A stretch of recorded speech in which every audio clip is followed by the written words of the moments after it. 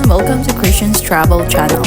In this video, we'll dive into how jacaranda trees arrived in Australia, why this purple flower tree blooms so beautifully, and let's find out how they became one of the most iconic sights during the spring season in Australia.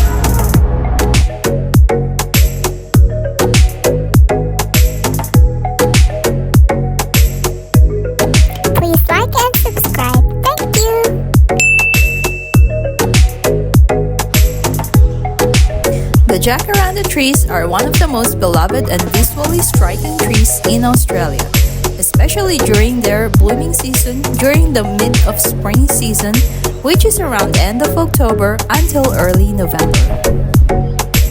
Jacaranda trees came to Australia in the 19th century during the colonial period, when European settlers and botanists were importing exotic plants from around the world to beautify the city and the gardens. They were planted in botanical gardens, public parks, and private estates as ornamental trees, part of the 19th century fascination with exotic species.